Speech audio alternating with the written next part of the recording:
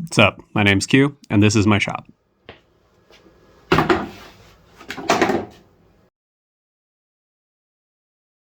In this video, I'll be convincing myself that 1 month is plenty of time to build a whole dining room table for my parents as a Christmas present, using almost entirely recycled materials.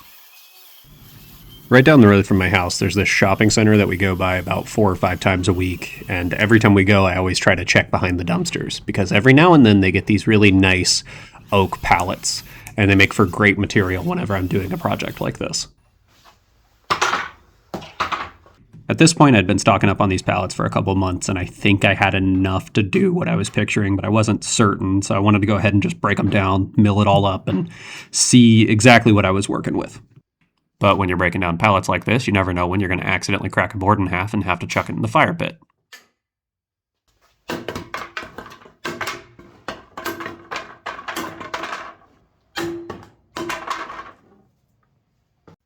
My mom actually just retired this year, and she's been talking about wanting to get all new furniture for her house, starting with a big, round dining room table.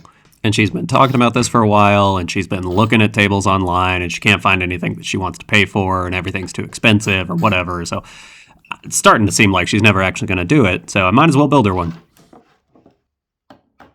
Of course, since I'm the one doing all the work on this project, it's only fair that I use my sister's credit card to pay for the material cost. How else are we going to claim it's a joint gift? Fortunately for her, that material cost is greatly discounted by the amount of recycled material I can use on this project. She mostly just paid for the glue, epoxy, and plywood.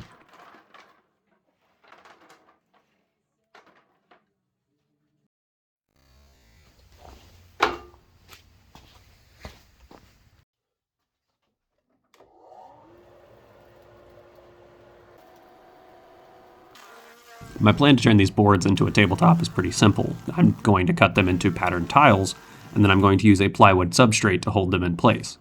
I actually did something really similar this summer when my sister-in-law asked me to build a bar for her. On these bar tops, I did pretty much the exact same process, and my mom got to see this bar before delivery, and while she really liked it, there was one detail she managed to point out that she really didn't like. Those are the leftover nail holes from the pallets, and while I really like how they look filled with black epoxy, she wasn't so into it, so we're going to go ahead and get rid of them.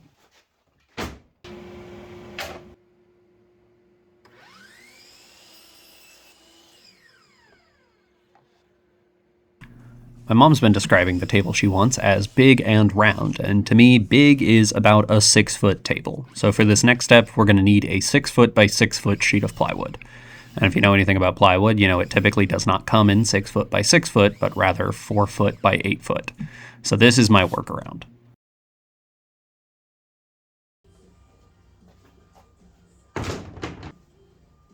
I went out and bought these 3 sheets of 3/8 inch thick plywood, and now when I laminate them together later, they should end up with a final thickness of 3/4 inches.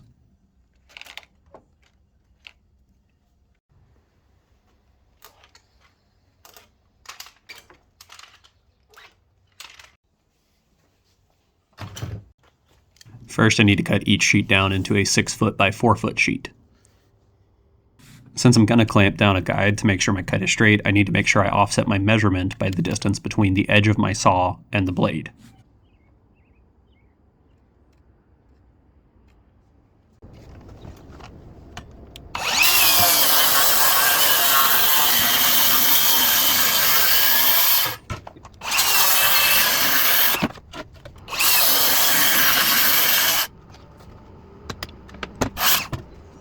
Next, we're going to go over to the table saw and take one of those 4-foot by 6-foot sheets that I made and turn it into 2 2-foot by 6-foot sheets.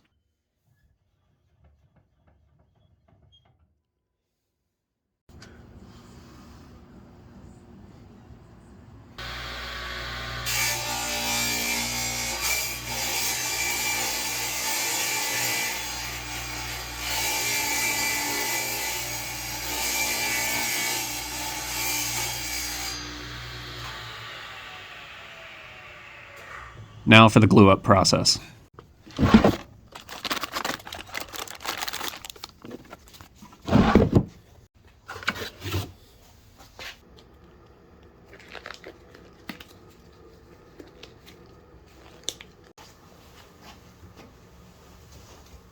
I'm marking a line here so I can see where these sheets are going to join, and I don't spread glue past that line.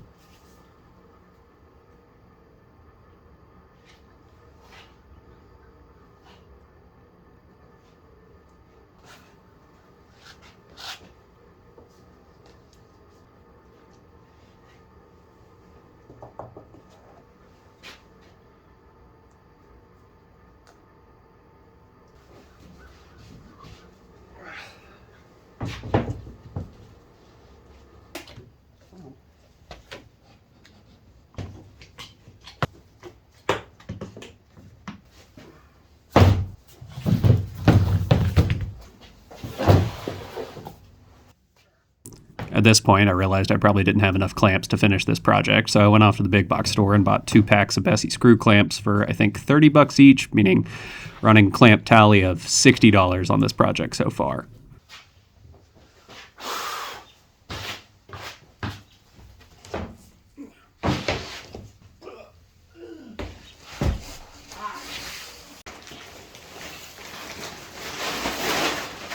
Oh yeah, I forgot to put a tarp down for the first part of the glue up, but I at least remembered it for the second and third.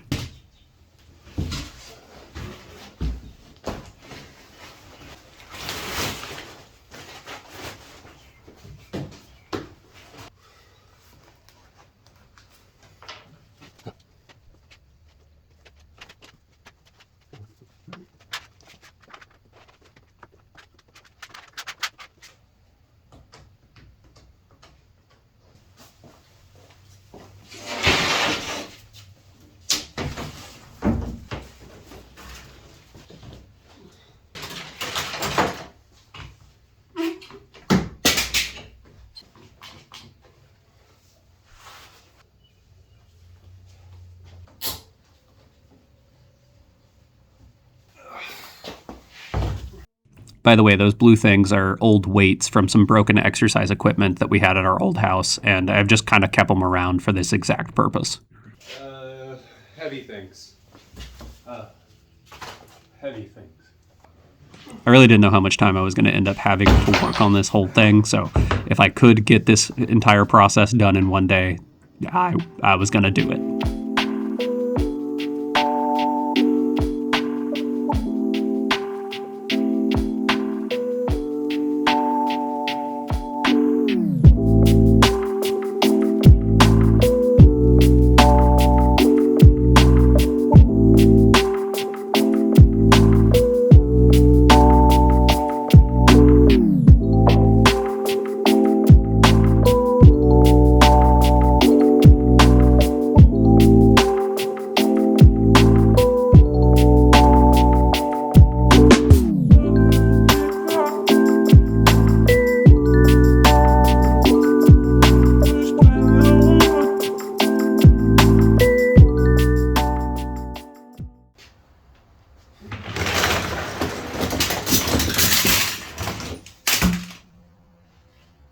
Now that I had my 6 foot by 6 foot square sheet of plywood, I needed to think about how I was going to turn it into a round sheet of plywood. I started by marking a center on all 4 sides and then drawing lines between them.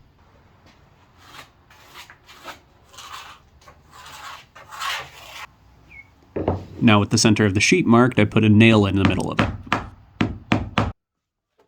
I then took a long strip of plywood I had lying around and cut it to a more workable length. I quickly marked its center, and then as straight as I could, drilled a hole slightly bigger than the shank of the nail.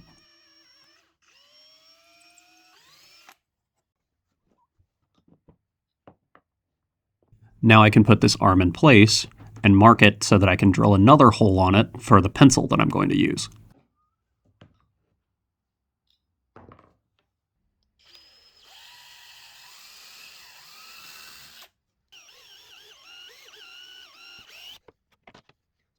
And that drill bit's seen better days. Probably time to throw it away.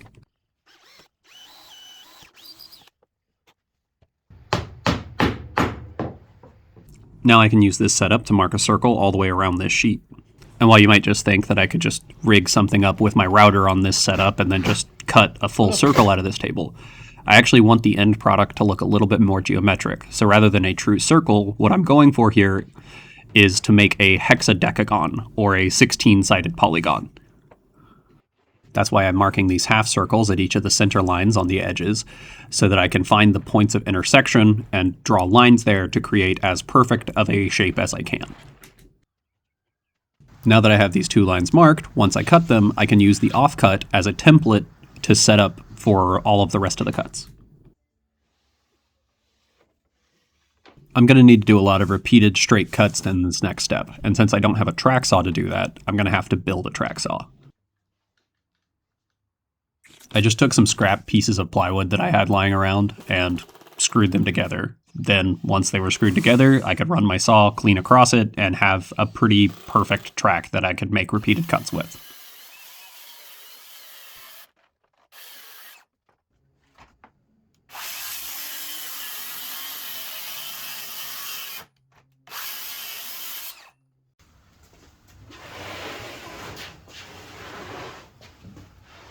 Here I'm using the offcut from the first cut to set up the track for the second, third, and fourth cut.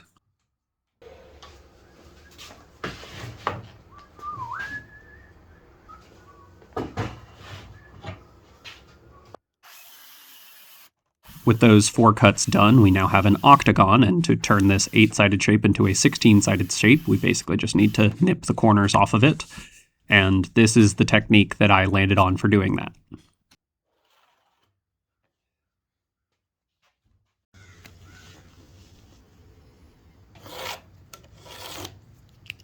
All things considered, I basically spent an entire day trying to figure out the geometry of how to make these cuts, and I don't remember how I landed on this particular technique to make these, but it ended up working out, so that's all that really matters.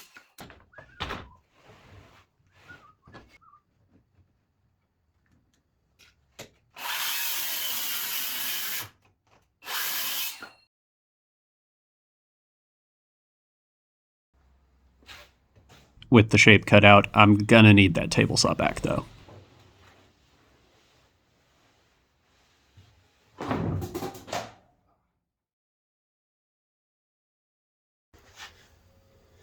Today we're gonna mill up the runners from those pallets earlier.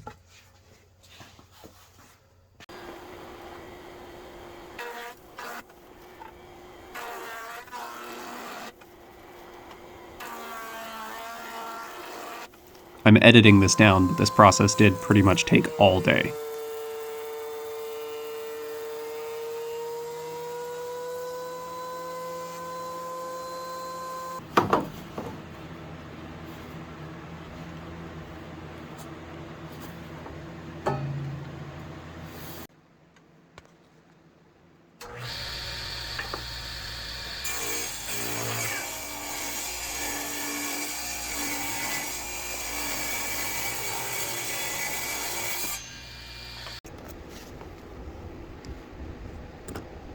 Here I'm taking the thickness of this sheet of plywood and I'm trying to transfer it over to the depth of my table saw.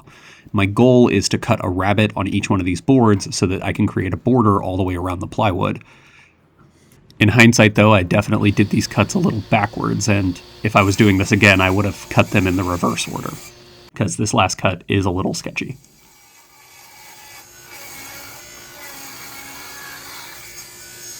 The rabbets only needed a tiny bit of cleanup with a chisel, and then they were perfect.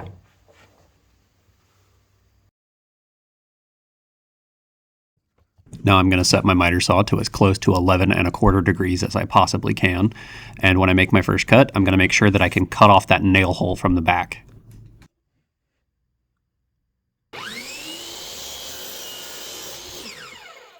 Now I put my board in place, and I can mark where I need to cut the other side.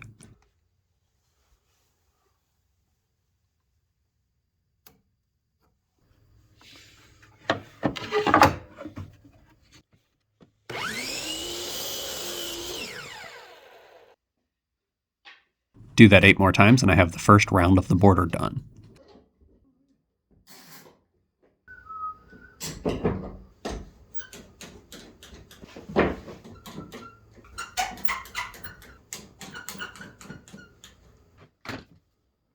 I went ahead and glued down all of these pieces because them being secure will make it easier for me to mark out for the next round.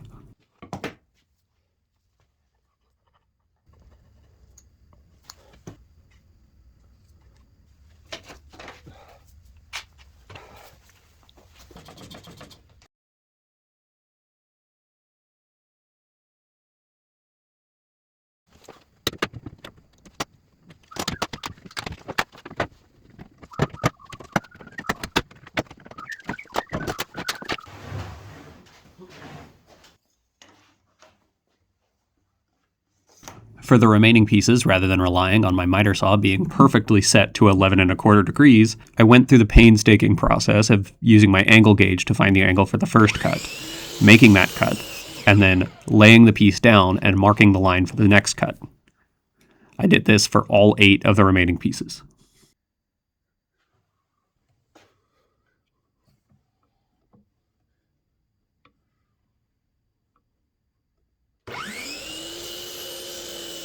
Just being a little patient and sneaking up on each cut gave me a perfect fit. And after an entire day of cutting those, I was ready to glue them in.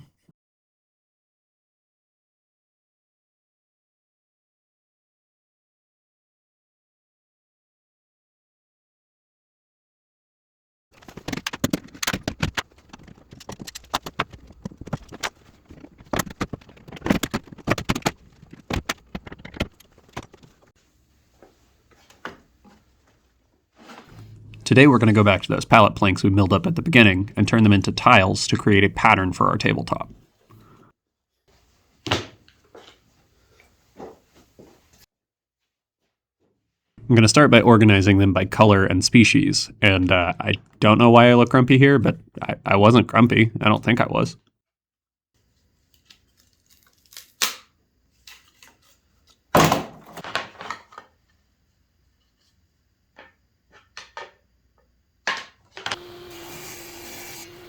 Next, I'm going to go ahead and rip them down to a final width.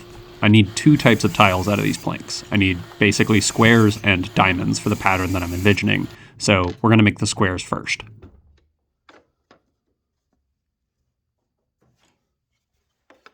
I set up this stop block on my miter saw so that I can make repeated cuts for the squares.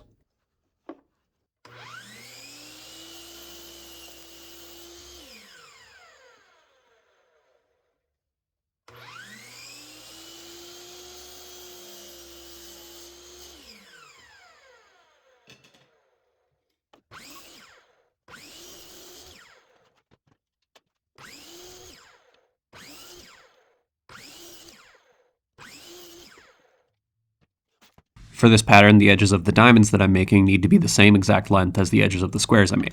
And after some finicking around, I found the exact width I needed to rip these boards down to so that when I cut a 45-degree miter on it, I'll get that same length on the edge.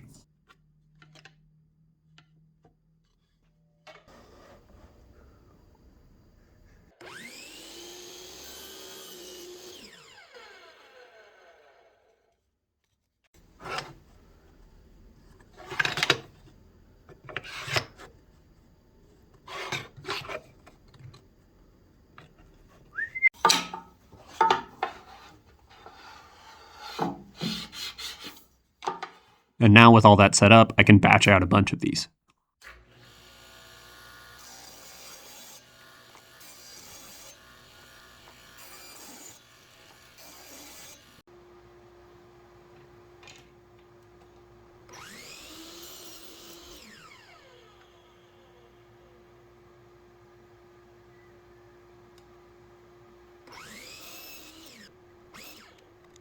Now that we have a bunch of tiles, I can go ahead and set them up in the right patterning. We can get a first look at what the finished product's going to look like.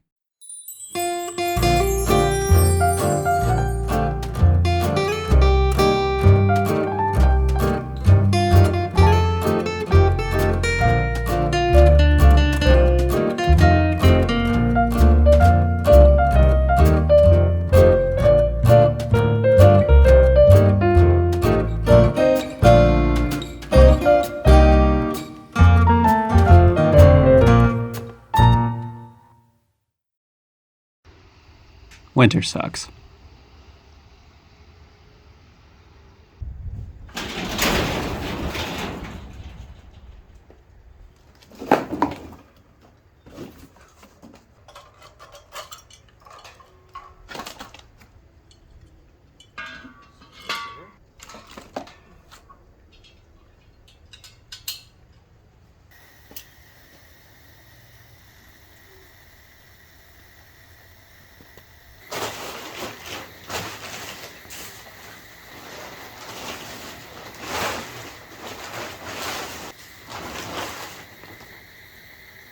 After messing around with different layouts, I had to take these off in a very specific order and store them in a very specific way so that when I was about to adhere them, I could make sure that I put them back in the right pattern that I wanted.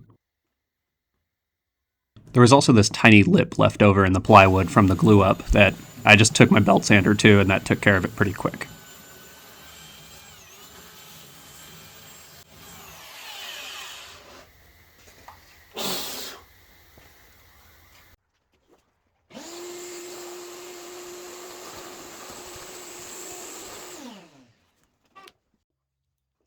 Now for adhering these tiles, I'm actually going to be using an epoxy rather than wood glue. And that's because wood glue is very strong with adhesion, but it doesn't have very strong cohesion, which effectively just means that if you can't get a good clamping force on it, epoxy is going to be a little bit stronger.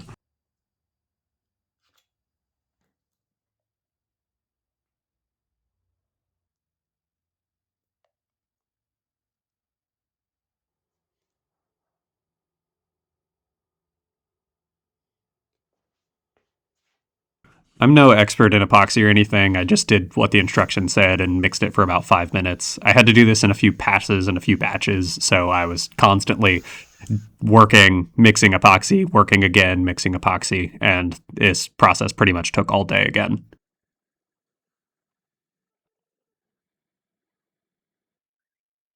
At the end of this process, I was left with a little gap between the edge of the pattern and the edge of the table. And my first thought was that I wanted to do something like a black epoxy fill all the way around. And since my sister was funding this and was kind of giving me some ideas back and forth, I pitched this idea to her and sent her this picture.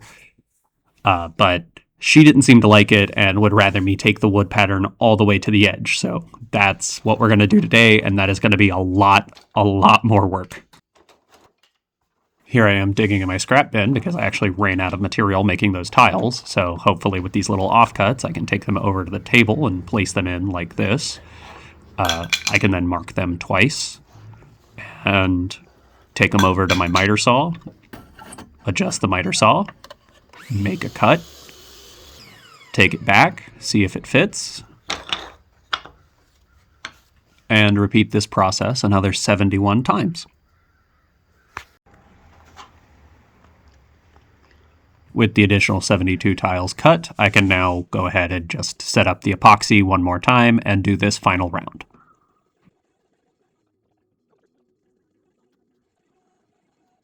Once all the tiles were in place, I put a clear coat on top to protect it from the black epoxy pour that I was going to do later.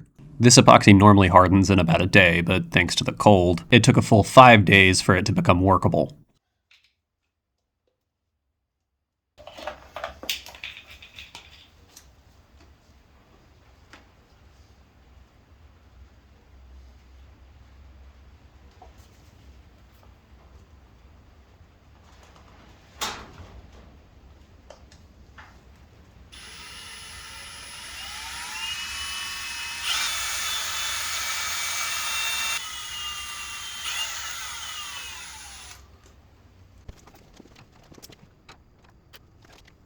I went over any big gaps left in the pattern or any cracks left over in the tiles so that it would look nice and uniform and almost intentional.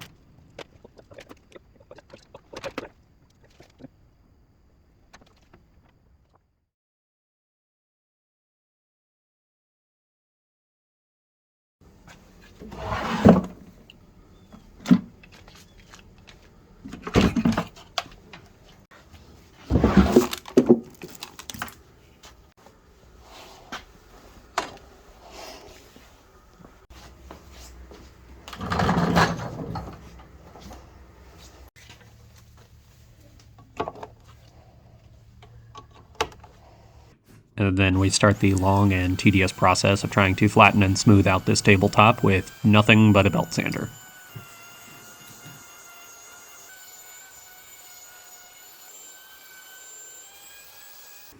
And as thorough as I tried to be with the black epoxy, as I was sanding, I noticed a bunch of tiny gaps and cracks that I had to go back over with some black CA glue and hardener.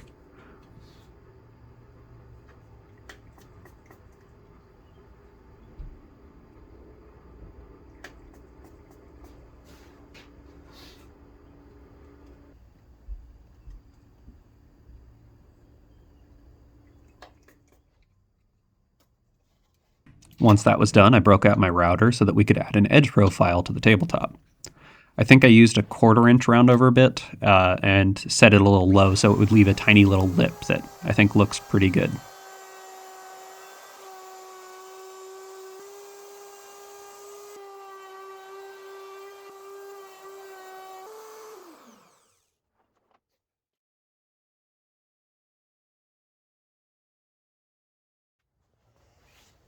Today I was so very close to being done with the top, but first I wanted to go ahead and flip it over and clean up the bottom a little bit.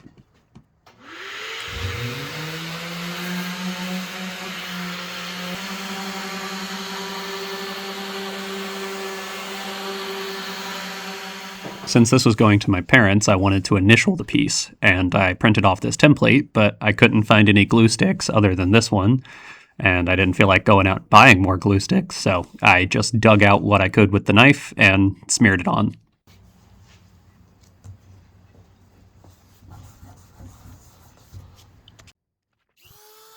I used my rotary tool to follow the pattern and carve out my initials on the bottom. I've used this technique a few different times at this point, and I really like how it tends to turn out.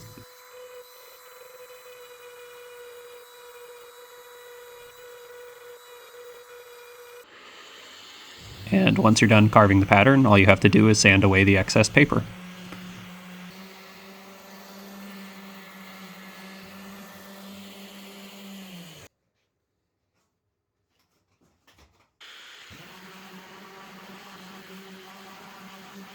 Now, I don't like the look of this unfinished plywood on the bottom, and I've got some leftover black stain, so I figured I might as well stain the bottom black to try to hide the fact that it's just regular plywood.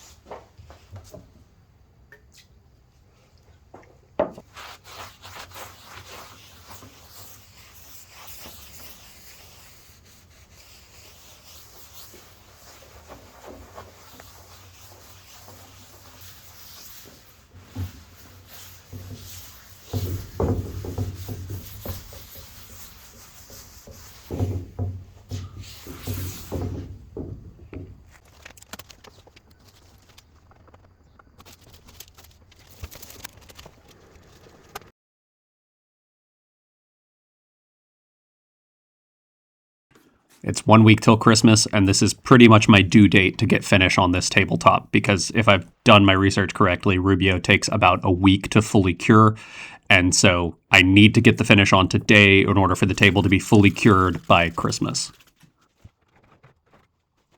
Here I'm scribbling pencil lines all over the tabletop so that when I sand, I'll know where I have sanded and where I still need to sand.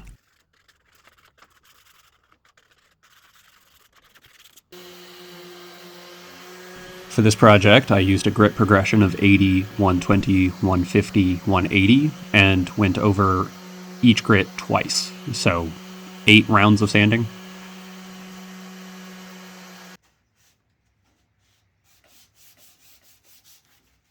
I couldn't use my orbital sander on the edges, so I had to hand sand the whole thing. Also, I made sure to water pop the grain between each grit. This helps because sometimes when you're sanding, you're not actually cutting the grain of the wood, you're just kind of pressing it down, and the water helps soak in and helps pop those fibers back up so that you can cut them with the next grit. And a quick tip, if you use an old Febreze bottle to do this, it smells really nice.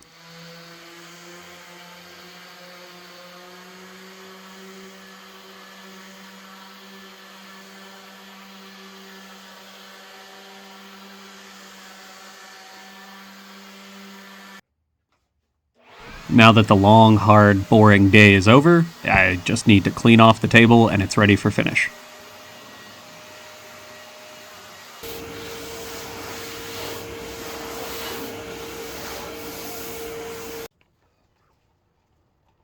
Now for the first coat here, I'm going to use a finish called Rubio Natural. Normally when you put a finish on wood, it'll give it this darker, almost wet look, but Rubio Natural has this pigment in it that tries to make the wood look like it's not actually finished. And my thought was that the pigment, since I'm using a bunch of different species of wood on the top, that pigment might bring their coloration a little closer together and it might look a little bit nicer in the end product.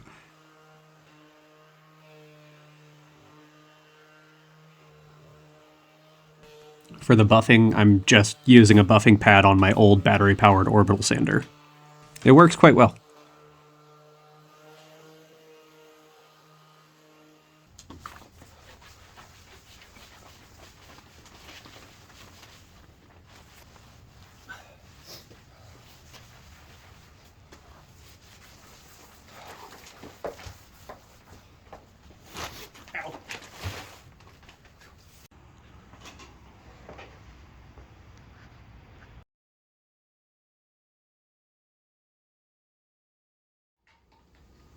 The next day, for the second coat, I actually just used Rubio Pure, not Natural, Pure, because I was really worried that the pigment from Natural might make it look worse after that first coat.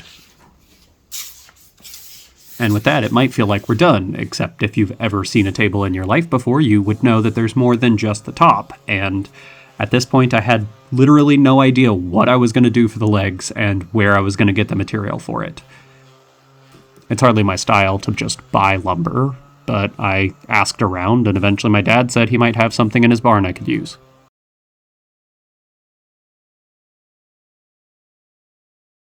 These beams in this old barn used to be used to hang tobacco, and since my dad doesn't grow tobacco on his farm, he said that I could have them.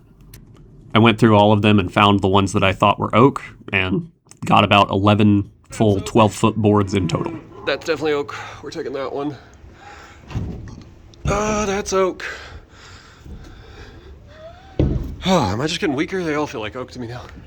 My dad also loaned out his truck so that we could get it back to my house, but it was very hard to not tell him what I was making because he was very curious, and obviously I can't tell him that I'm making him a Christmas present. Also, my storage rack wasn't big enough for these 12-foot beams, so my dad had to help me cut them all down to 6 foot once we got them back to my garage. All this wood was pretty rough, so time for round 3 of the mill up.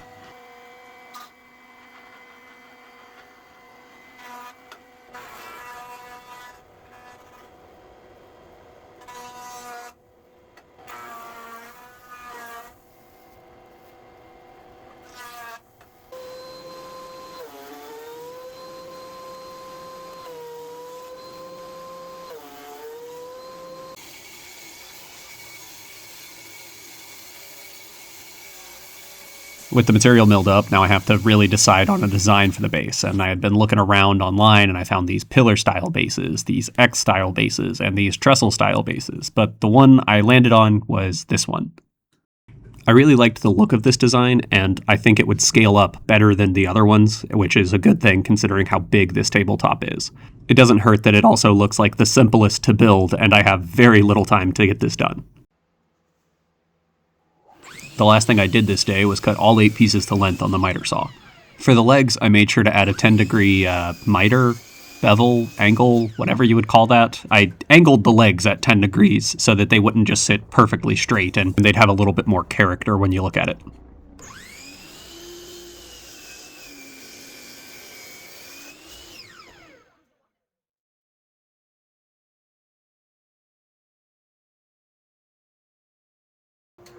The first thing I needed to do today was cut dados on the 4 longer pieces.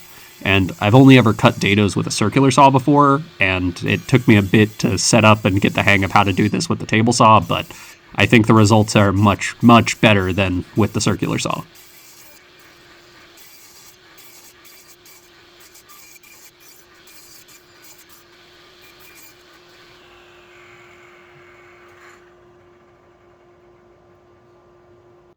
They just needed a little cleanup with a chisel, and then they sat really nice. I took some scraps of plywood and made a small dowel jig so that I could attach the legs to the bottom stretchers.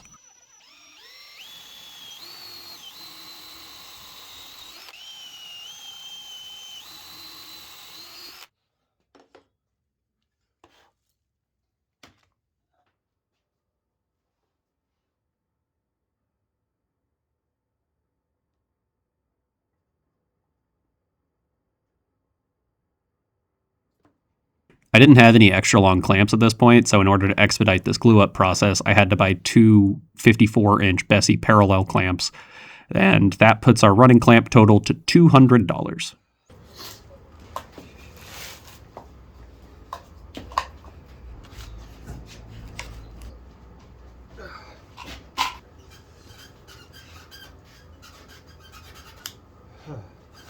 That went so much smoother the second time.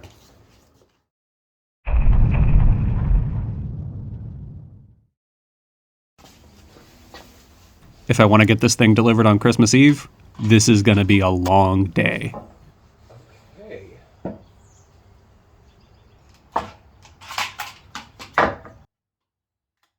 Now, with the legs and bottom stretchers glued in place, we can stand them up and dry fit the top stretchers.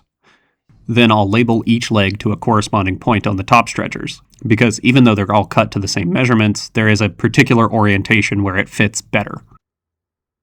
Now, before I can join the top stretchers to the legs, I first need to drill a bunch of holes into the top stretchers that will act as mounting points for the bolts and threaded inserts I'm going to use to attach the base and the top. Here, I'm drilling some holes into the scrap of plywood that I can then use as a template to lay out for those mounting holes on those top stretchers. I use some blue tape to hold it down, and then I can transfer those exact hole positions over to the stretchers.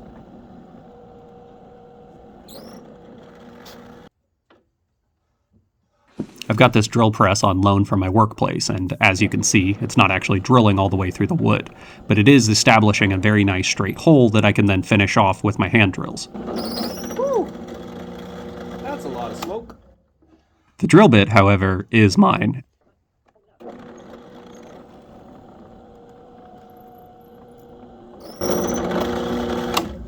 Okay. Yeah. Didn't go all the way through. No! No! It's a blessing and a curse living so close to a big box store.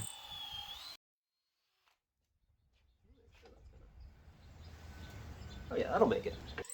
Now that our holes are established, we need to widen them to a point so that we can sink in our furniture bolts. I want to just use my Forstner bit to do this, but if I try to use my Forstner bit with that hole so wide, it's not going to sit nicely in there. So here's my workaround. I took a countersink bit and widened the top of every single hole to be wide enough to where it would finally accept that Forstner bit.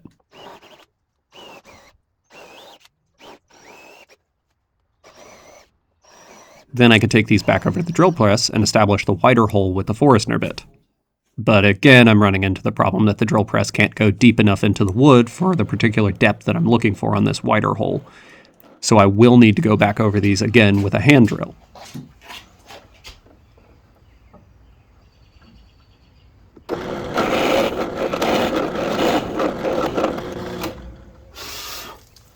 Golly. It took a lot more math than I'm willing to admit to figure out the exact depth that I wanted these larger holes to go to, but in the end, it all worked out pretty good. Alright, that's still looking good. Right. And it's still got a little bit of wiggle room, because I'm worried about wood movement. So I hope the wood's got room to move. Alright, we're good. Here, I'm adding a chamfer to the edge of each stretcher. This is completely aesthetic.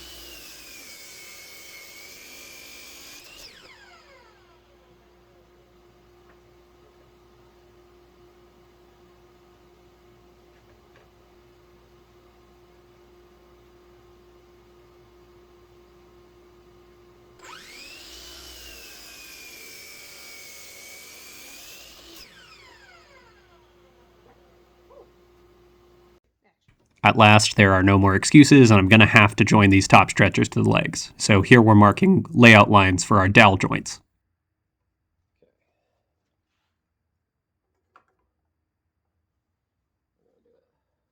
There. One right there.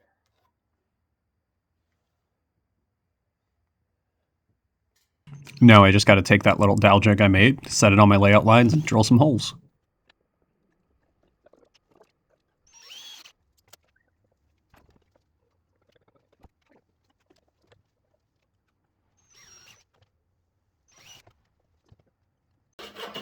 Then I like to hand cut my dowel plugs.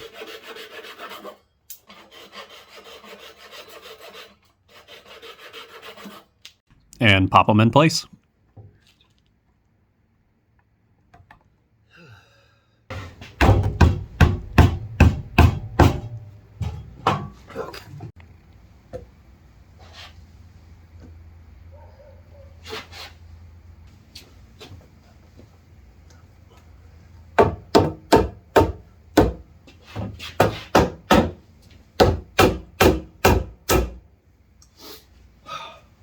With that, we're ready for final assembly.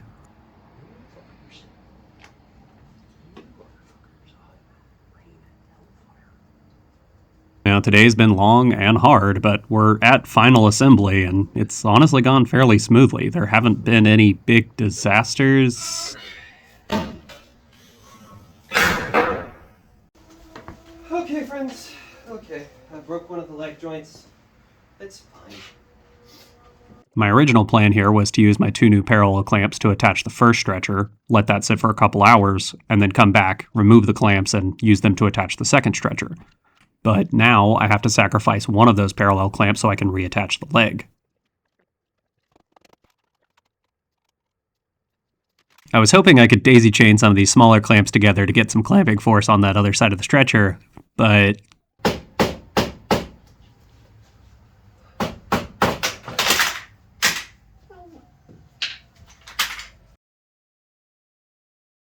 and that, my friends, puts us at $300 on clamps for this project. It's not too bad. I'll at least get to reuse them on future projects, but it's a lot more money than I intended to spend. After taking it out of the clamps, I flipped the base over and marked the center at the bottom of each leg. I then used a Forstner bit again to drill recesses for some leg levelers.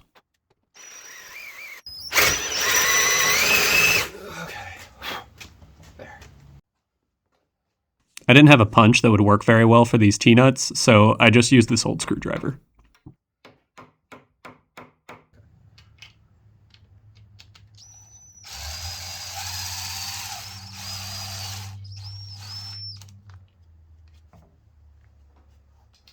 And now I can finally sand this thing. I've made this look quick, but this was about 2 or 3 hours of work.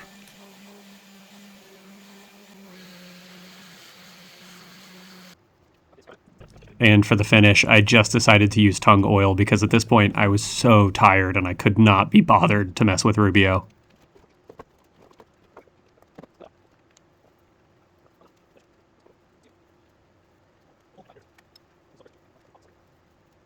Calling it a 934. We got finish on her. We got her sanded.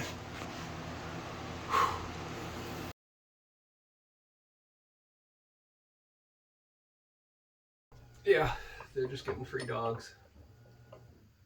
Free feet pigs. As far as construction on this table goes, I only had one thing left to do this morning, and that was add the threaded inserts onto the tabletop. Here, I set the base in place on the bottom of the table, and I'm using a brad point bit to mark my locations for those threaded inserts.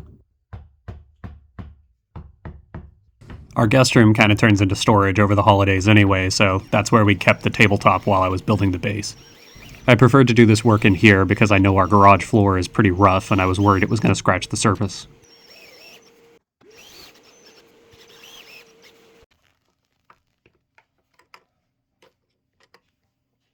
Last hole.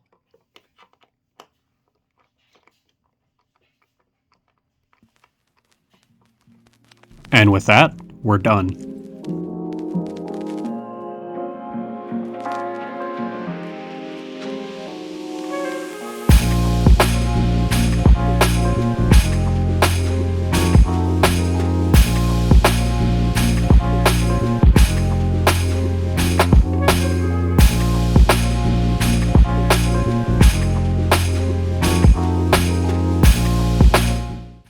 But did she like it?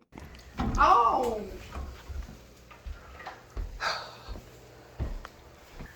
Wow! How'd y'all get this here? It has been an ordeal. It's been a whole deal. Wow! Where's the old table? Downstairs. Downstairs. Wow! Is this the whole lot of mine?